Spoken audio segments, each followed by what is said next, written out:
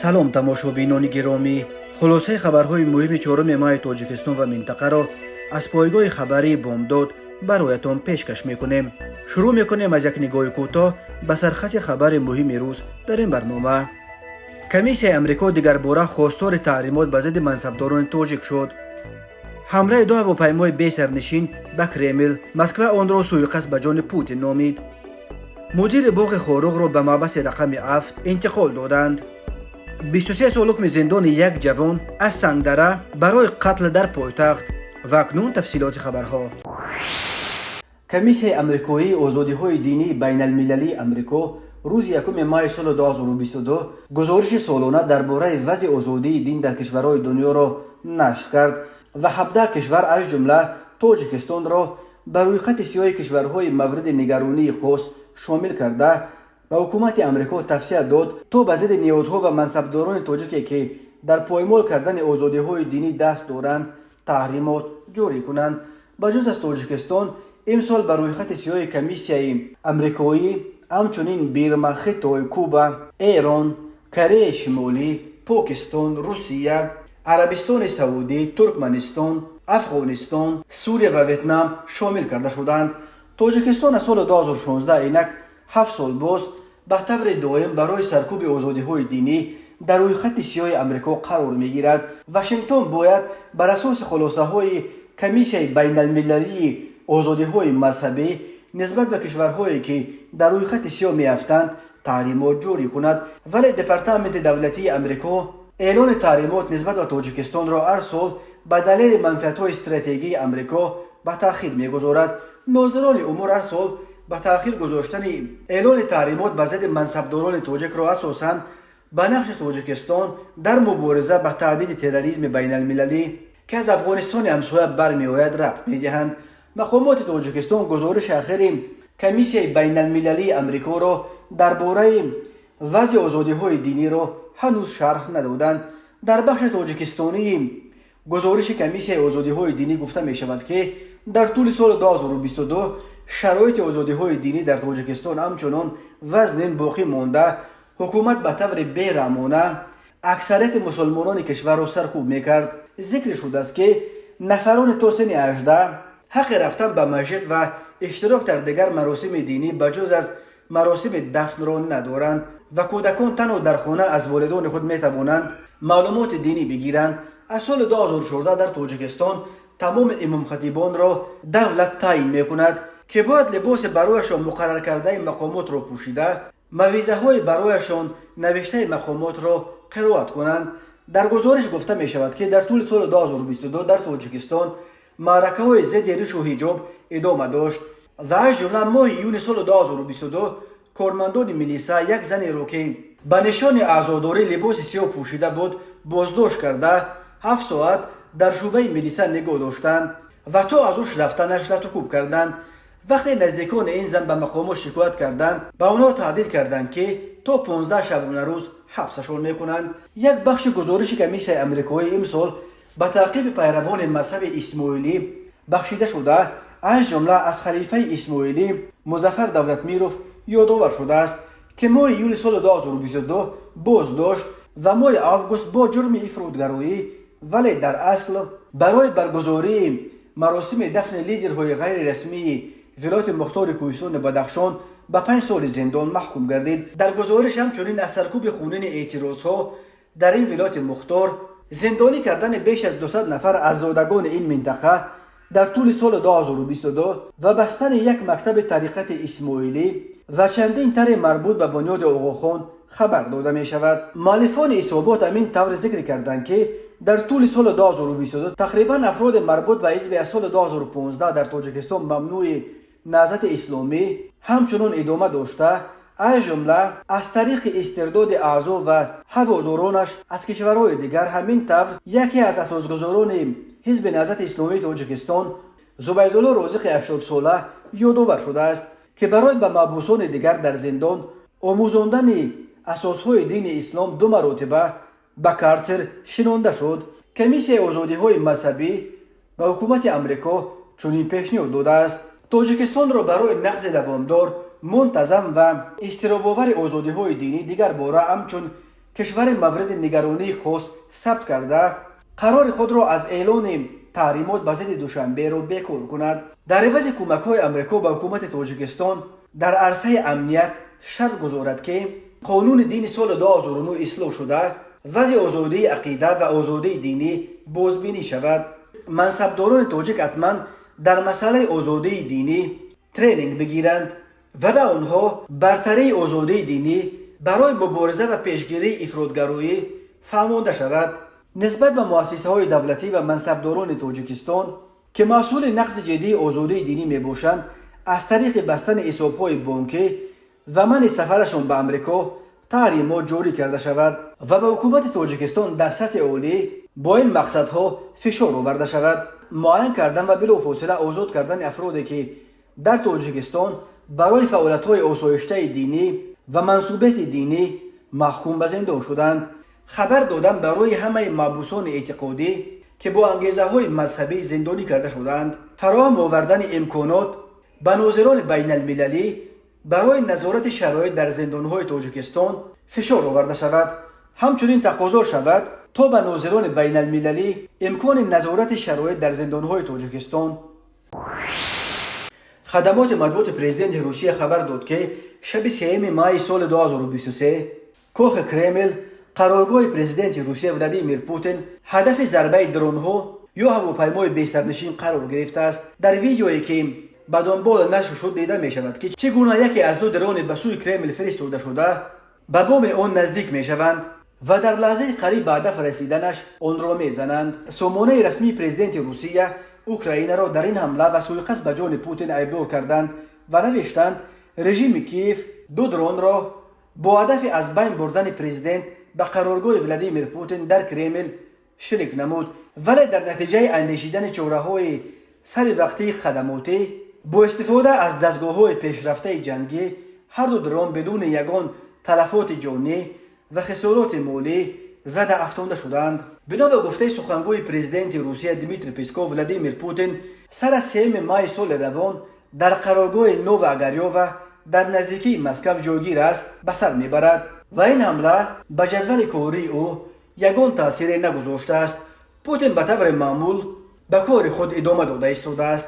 جانب مسکو بدون آوردن دلیل‌ها این 2 درون‌ها را به اوکراین ربط داده حمله شبانه را حمله تروریستی نامید. کرمل گفت روسیه در هر زمان و مکان موافق حق دارد جواب این حمله را بدهد، ولی در همین حال سخنگوی پرزیدنت اوکراین سرگئی نیکیفروف به رسانه‌ها گفته است که ما از یگان خیل به اصطلاح از حمله‌های شبانه به کرمل خبر نداریم، چگونه که بارها رئیس جمهور ولادیمیر زلنسکی تاکید کرده است اوکراین تمام نیرو و واسطه‌های موجوده را برای آزاد نمودن قلمرو خود صرف می‌کند. هدف ما آزاد نمودن قلمرو اوکراین است، نه غصب کشور دیگری. در مورد حمله تروریستی شماریدن این حادثه سخنگوی زلنسکی گفت حمله تروریستی این کار است که روسیه شهرها و اهالی آسایشته را در سراسر اوکراین دور از خط جبهه بمباران می‌کند. حمله تروریستی این کار است که روسیه منزل‌های مردم را شبانه هنگام خواب بودن زنان و کودکان موشک باران و به خاک یکسان می‌کند. حمله به بناهای بلند آشیانه در شهرهای کیف، دنیپر و بسیار فاجعه‌های مانند به این حمله تروریستی است. آن چیزی که در کرمل رخ داد یک امر پیشگویی شونده بود.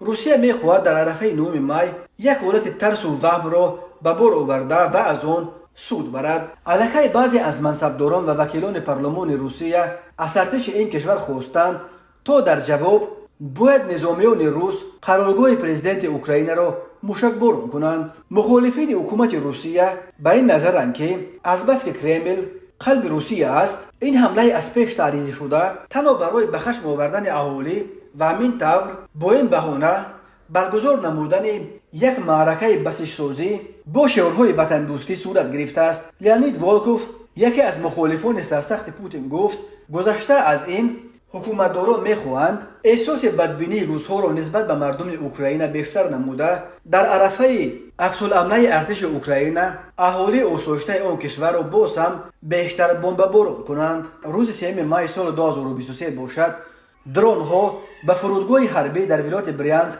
و به یک پایگاه مواد نفتی در منطقه کراسنودار حمله نمودند.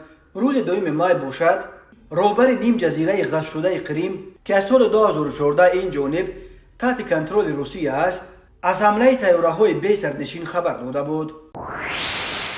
روز 4 مای سال 2023 در شهر اوستانا در چارچوب سفر دولتی پرزیدنت تاجیکستان امامعلی رحمان به قزاقستان بین دو کشور 20 سند نو همکاری به امضا رسید که از همه مهمترینش اعلامیه درباره همکاری همپیمانی بین جمهوری تاجیکستان و جمهوری قزاقستان بود. هم امامعلی رحمان و هم پرزیدنت قزاقستان قاسم جمال توقایف امضای این سند را تاریخی عنوان کردند.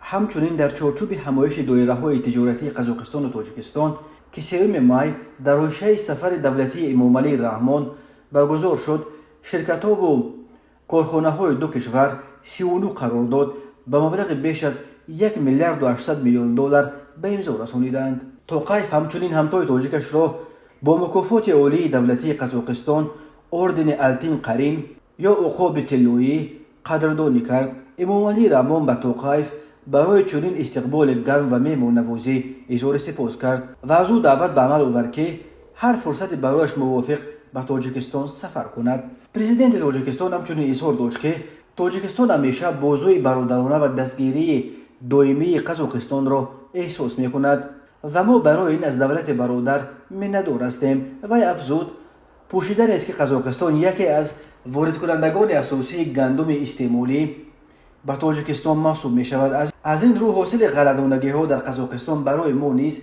به مثل قزاقستان خیلی مهم است. در جریان همایش دایره های تجارتی قزاقستان و تاجیکستان در استانا گفته شد که حجم تجارت بین دو کشور در حال افزایش قرار داشته. در سال 2022 حجم تجارتیشان باز 20% افزوده به 1 میلیارد و 400 میلیون دلار رسیده است. یک بخش اعظم محصولات صادراتی قزاقستان به تاجیکستان البته محصولات غله‌دانه است. از جمله سال گذشته صادرات غله از قزاقستان به تاجیکستان 29.3% افزود، قریب به 310 میلیون دلار رسیده است. همین طور صادرات جو 2.3 مرتبه افزایش یافته است و 16.2 میلیون دلار تشکیل داد. صادرات روغن آفتابپرست 42.2% افزایش یافته است و 43.8 میلیون دلار را تشکیل داده است و صادرات مارگارین از قزاقستان به تاجیکستان در یک سال اخیر 7.6 مرتبه زیاد شده، حجم فروشش به 18.1 میلیون دلار رسیده است. معاون سروزیر و وزیر تجارتی قزاقستان سیرک ژومنگارین در همایش تاجران تاجیک و قزاق خبر داد فعلا در قزاقستان 418 کارخانه مشترک با تاجیکستان فعالیت داشته. قزاقستان از سال 2005 به این طرف به اقتصاد تاجیکستان به مبلغ تقریبا 132 میلیون دلار سرمایه گذاری کرده است. سرمایه‌داران تاجیک نیز در سالهای اخیر به اقتصاد قزاقستان به مبلغ 21 میلیون دلار سرمایه گذاشتند. تماشابینان عزیز، یادآور می‌شویم خلاصه مهمترین اخبار تاجیکستان را از پایگاه خبری بامداد تماشا دارید. برنامه را ادامه می‌دهیم. بکنظرف 27 ساله گشتنگیر شناخته و مدیر چهارباغ باغ مرکزی شهر خاروق را به 13 سال زندان محکوم کرده اخیراً به محبس رقم 7 به شهر دوشنبه که بیشتر با نام محبس یکم سویسک معروف است انتقال دادند. در این باره روز 3 مای سال 2023 ژورنالیست انورا سرکارова که اساساً رویدادهای ولایت مختار کوهستان بدخشان را پیگیری میکند خبر داد. بنا به معلومات او مرافعه پرونده بکنظرف ماه فوریه سال 2023 در سزای شهر دوشنبه پشت درهای بسته گذشت. بنا به اجرای رسما تصدیق نشده دادگاه بکنظرف را بر اساس دو ماده کودکس جنایتی تاجیکستان ماده 237 قسم 2 بندهای ب و 188 قسم 1 در اوباشی و اشتراک در بی‌ترتیبی‌های عمومی گناهکار شناخت. بکنظرف ماه ایون سال 2022 در پی سرکوب اعتراضهای بدخشان با یاری سلاح و نیروهای ویژه از جانب ماموران کمیته امنیت ملی دستگیر شده بود. تفتیش پرونده بکنظرف مثل مرافعه‌اش به صورت بسته و بدون دسترسی به ادوکات مستقل گذشت. به نزدیکان او درباره پرونده جنایتیش یگان تفصیلات ندادند. مقامات بکنظرف را در تشکیل بی‌ترتیبی‌های عمومی و اوباشی عیبدار کردند ولی معلوم نیست که چه دلیل‌ها رو برای اثبات این پیش آوردند. می نویسد انوره سرکارова. بکنظرov 2 اپریل سال 1996 به دنیا آمده. نامزد به استاد ورزش در گشتین طرز آزاد بود و در چندین مسابقه های گشتین سزاوار مدال و جایزه او گردیده بود. او همچنین به حیث ولنتیر کار میکرد و 5 زبان خارجی رو میدونست. بنا به اطلاع سرکارova مقامات بعد بازداشتش ماشین بکنظرov را مصادره کردند. پدر او سلطان‌نظر بکنظرov ماه نوامبر سال 2022 بعد عیادت فرزندش در سزای شهر دوشنبه از عالم چشم پوشید. یادآور میشویم ماه سال 2022 مقامات تاجیکستان موج نو اعتراضها در ولایت مختار کوهستان بدخشان را با استفاده از نیروهای ویژه و سلاح‌های جنگی سرکوب کردند. در جریان سرکوب اعتراضها بیش از 30 نفر کشته و حدود 200 تن دیگر دستگیر شدند. احدی سید خان را با جرم آدمکشی و راهزنی به 23 سال زندان نظامش سخت محکوم کرد.